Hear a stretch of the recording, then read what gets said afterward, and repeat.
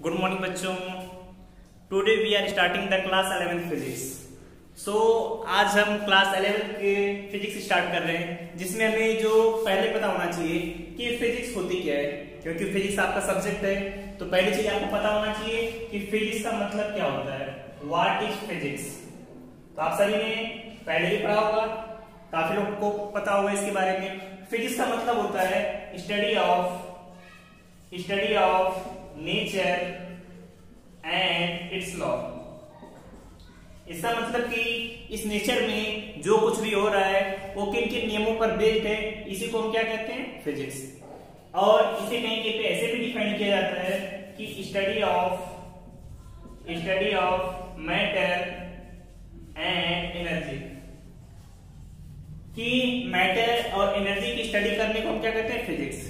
दोनों चीजें एक ही हैं। समझने के लिए हम समझ सकते हैं कि नेचर क्या है, हमारे आसपास जो सब है वही तो नेचर है, और नेचर में हर एक चीज को हम क्या कहते हैं, मैटर। तो मैटर की स्टडी करना, नेचर की स्टडी करना, that is called physics. For example, जैसे अगर हम बात करें, सीजन चेंज होता है तो सीजन के अकॉर्डिंग हमें कूलनेस लगती है, हॉटनेस लगती है सीजन के अकॉर्डिंग, और कूलनेस हॉटनेस इन्हीं को हम कहते हैं हीट। हीट आपका एक डिफरेंट यूनिट है, जिसके बारे में बाद में आपको डिटेल में बताएंगे। बात करें अगर सन से जो लाइट आती है, सन से लाइट आती है, ये भी क्या है, फिजिक्स का एक पार्ट है, एक चैप्टर है जिसके बारे में पढ़ना है। तो आपका हीट हो गया, लाइट हो गया, साउंड हो गया, इन सभी की स्टडी करना, यही क्या है, फिजिक्स। तो फिजिक्स का मतलब समझ में आया कि इस नेचर में जो कुछ भी है उन सभी की स्टडी करना, और वो सभी चीजें किन चीजों पर बेस्ड है, किन रूल्स पर बेस्ड है, इन्हीं को कहते हैं फिजिक्स। तो फिजिक्स का मतलब सभी को समझ में आ गया। अब हम स्टार्ट करेंगे क्लास 11 की फर्स्ट यूनिट। यूनिट का नाम है आपका यूनिट एंड मेजरमेंट। तो नोट करिए सभी, फर्स्ट यूनिट, और यूनिट का नाम भी है unit and measurement. Unit and measurement.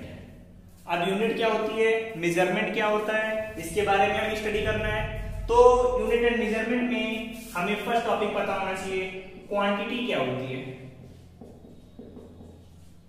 Quantity, what is the meaning of quantity. Quantity का मतलब पता होना चाहिए। तो क्वांटिटी को हम डिफाइन करते हैं विच इज मेजर्ड। जिस भी चीज को हम मेजर करते हैं दैट इज कॉल्ड क्वांटिटी। जैसे एग्जांपल में अगर बात करें, कोई कहे आपसे 5 kg शुगर चाहिए, 5 kg शुगर, तो देख रहे हैं शुगर को मेजर किया जा रहा है, कितना, 5 kg। तो 5 kg शुगर, ये भी एक क्वांटिटी है। बात करें 10 किलोमीटर डिस्टेंस, 10 किलोमीटर डिस्टेंस, ये भी क्या है, क्वांटिटी है। अब कुछ क्वांटिटी ऐसी होती हैं जिन्हें हम मेजर नहीं कर सकते हैं, उसके बारे में भी स्टडी करेंगे। कुछ क्वांटिटी होती हैं जिन्हें हम मेजर कर सकते हैं। तो क्वांटिटी को दो पार्ट में डिवाइड किया जाता है। फर्स्ट फिजिकल क्वांटिटी, पहले कहेंगे फिजिकल क्वांटिटी, एंड जो सेकेंड वन होता है जिसे हम कहते हैं non physical quantity. Physical quantity and non physical quantity. अब पता होना चाहिए फिजिकल क्वांटिटी का क्या मीनिंग होता है, नॉन फिजिकल का मतलब। फिजिकल क्वांटिटी का मतलब जिस क्वांटिटी को हम किसी डिवाइस से मेजर कर सकते हैं, that is called physical quantity. तो डिफिनीशन सभी नोट करिए फिजिकल क्वांटिटी की। Those quantity which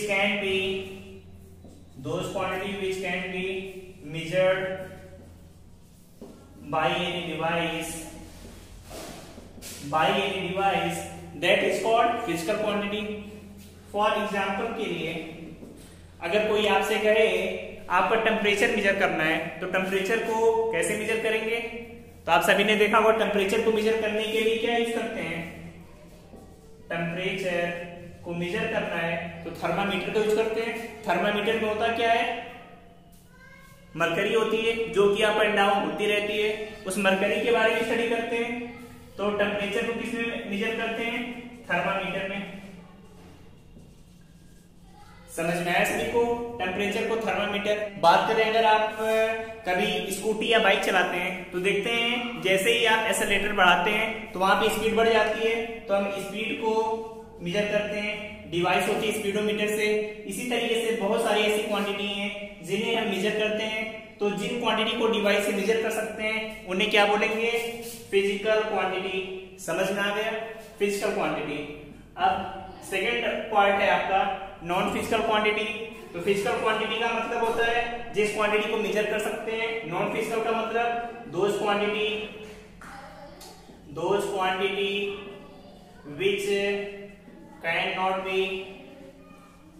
which cannot be measured, those quantity which cannot be measured, that is called non physical quantity, NPQ। n का मतलब non physical quantity. जैसे आप सभी IPL देखते होंगे, आईपीएल अभी स्टार्ट हुआ है, तो अगर आपसे कोई कहे कि एमएसडी महेंद्र सिंह धोनी एक महान खिलाड़ी है, अब आपको यहाँ पे दिख रहा है कि एमएसडी क्या है? Great player. लेकिन कितना ग्रेट है कभी मेजर आप कर सकते हैं? नहीं मेजर कर सकते हैं। तो ग्रेटनेस हो गई आपकी, ये किसमें आता है? नॉन फिजिकल क्वांटिटी में।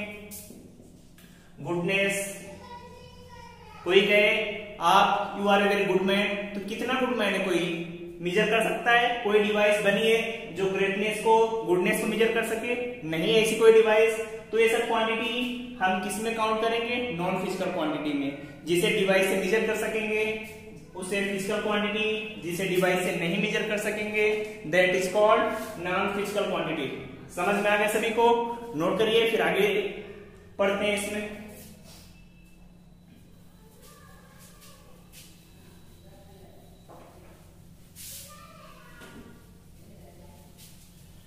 अब देखिए इसमें हमने फिजिकल क्वांटिटी की बात की, अब आगे बात करते हैं यूनिट क्या होती है।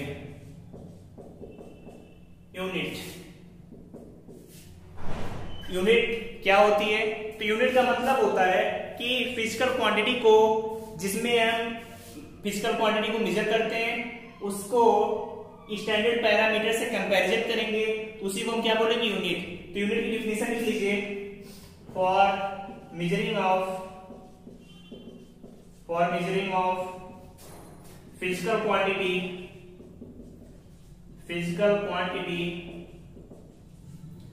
we use some standard parameter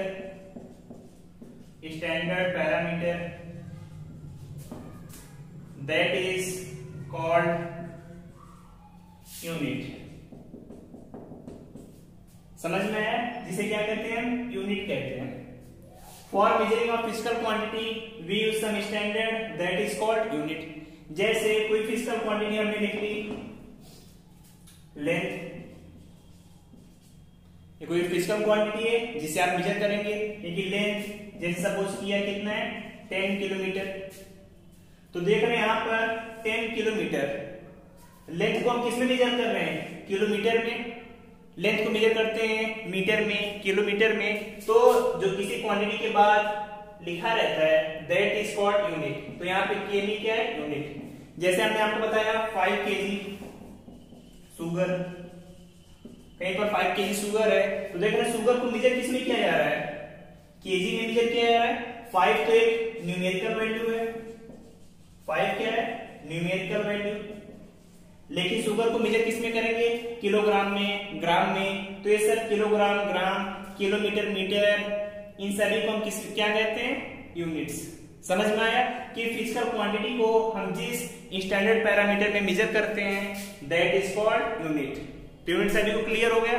अब आगे डिस्कस करेंगे कि फिजिकल क्वांटिटी कितने टाइप्स का होता है, कितने टाइप का फिजिकल क्वांटिटी होती है, इसके बारे में स्टडी करेंगे। तो सभी हेडिंग डालिए, types of physical quantity. Types of physical quantity. Heading है फिजिकल क्वांटिटी के टाइप्स। फिजिकल क्वांटिटी, इसके टाइप्स के बारे में स्टडी कर रहे हैं। Types of physical quantity. तो सभी को पता होना चाहिए कि फिजिकल क्वांटिटी 2 टाइप का होगा, पहले भी आता है फंडामेंटल क्वांटिटी, फंडामेंटल क्वांटिटी, और जो सेकंड आता है जिसे हम कहते हैं डेराइव्ड क्वांटिटी, डेराइव्ड क्वांटिटी। समझ में आया? फिजिकल क्वांटिटी दो टाइप की होती है, number one fundamental, number second derived quantity. अब कोई पूछे फंडामेंटल क्वांटिटी का क्या मतलब है, कि फंडामेंटल क्वांटिटी क्या होगी? तो फंडामेंटल क्वांटिटी का मतलब है those quantity which not depend on any other quantity।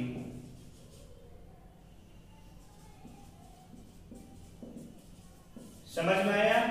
Fundamental quantity का मतलब है those quantity which not depend on any other quantity, कि ऐसी क्वांटिटी जो किसी पर डिपेंड ही ना करे, एकदम फ्री हो, इंडिपेंडेंट। फंडामेंटल क्वांटिटी को हम इंडिपेंडेंट क्वांटिटी भी कह सकते हैं, कि ये किसी पर डिपेंड नहीं करेगा।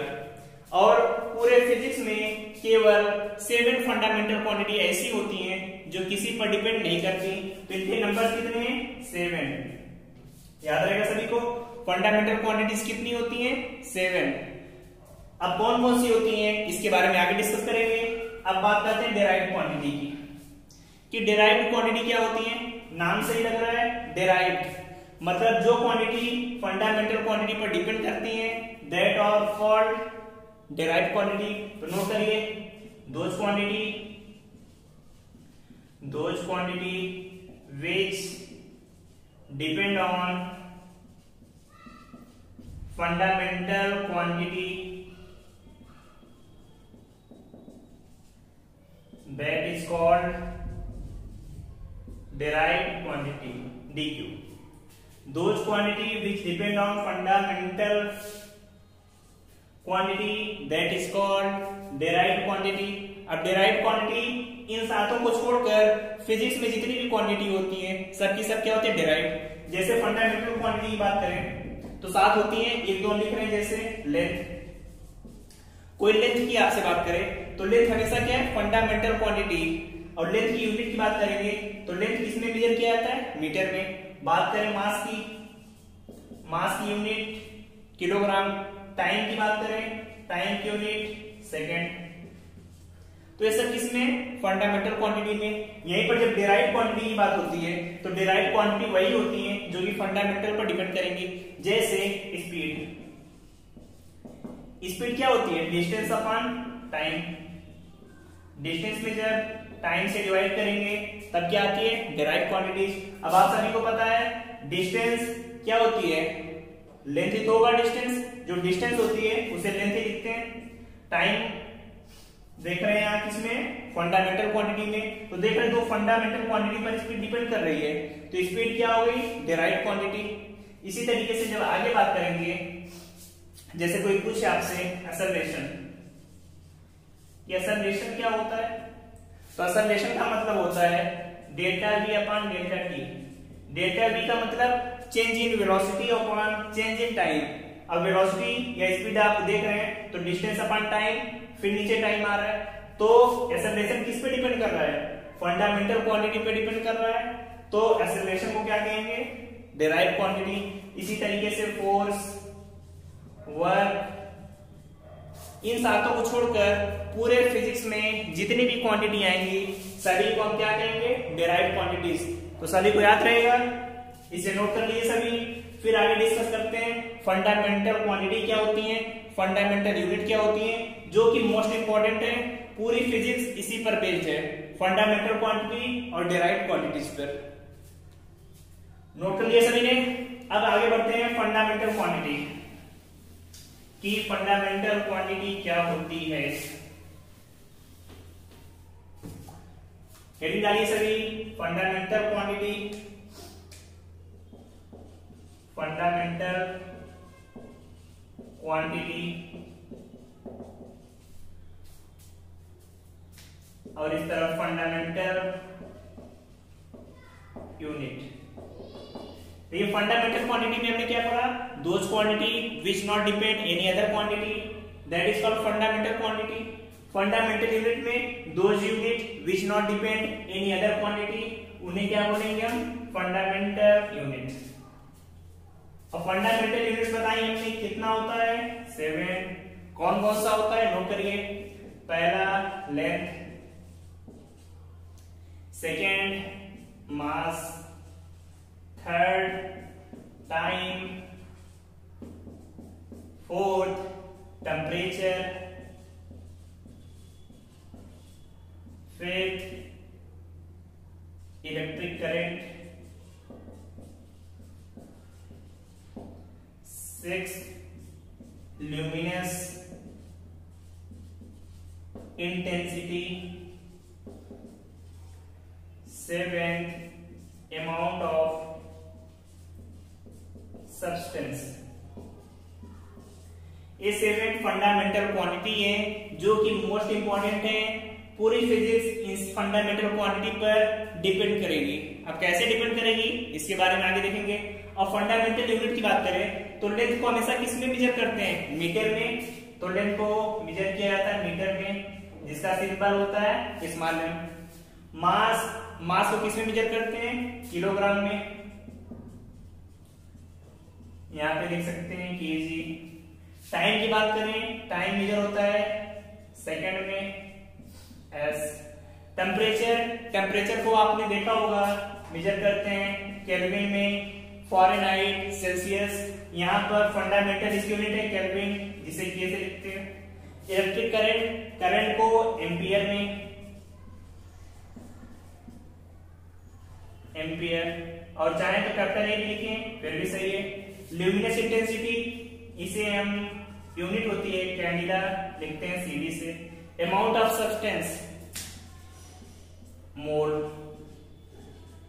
या इसका मोल ही लिखा जाता है। अब देखिए लेंथ का मतलब क्या होता है? कोई भी डिस्टेंस हम जो ट्रेवल करते हैं उसी को लेंथ कहते हैं। मास मतलब कोई भी अमाउंट है। मास का मतलब क्या है? अमाउंट। जैसे 5 kg, 10 kg कोई अमाउंट है। सपोज करिए आपका वेट 50 kg है, तो 50 kg भी एक अमाउंट है, तो किस में काउंट होगा? मास में। टाइम की बात करें तो आप 2 घंटे पढ़ते हैं, 4 घंटे पढ़ते हैं, that is called time. Temperature, normal body temperature कितना होता है? 37 डिग्री सेल्सियस। फ़ारेनहाइट में बात करेंगे, फ़ारेनहाइट में होता है अप्रोक्सीमेट 97 पॉइंट समथिंग होता है।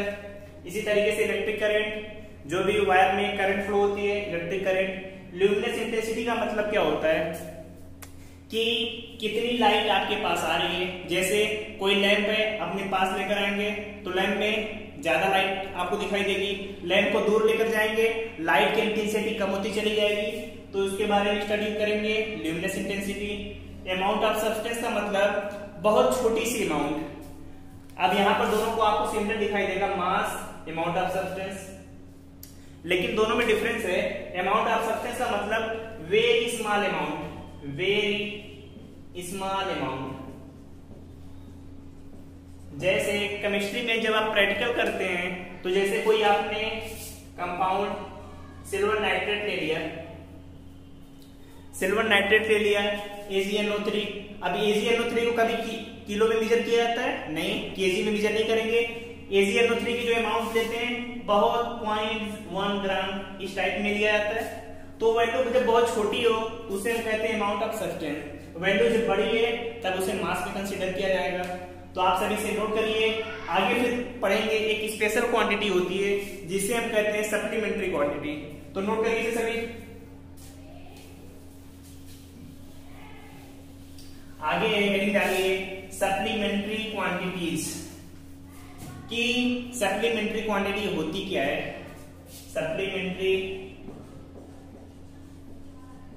सप्लीमेंट्री क्वांटिटी देखिए, जब फिजिक्स में स्टडी हुई तो हमने इसे 2 पार्ट में डिवाइड किया है। एक कुछ फंडामेंटल क्वांटिटी में और कुछ आ गई नॉन फंडामेंटल क्वांटिटी में, ऐसा ही हुआ। लेकिन कुछ क्वांटिटी थी जो छूट गई, तो उन स्पेशल क्वांटिटी को हम क्या कहते हैं? Supplementary quantity.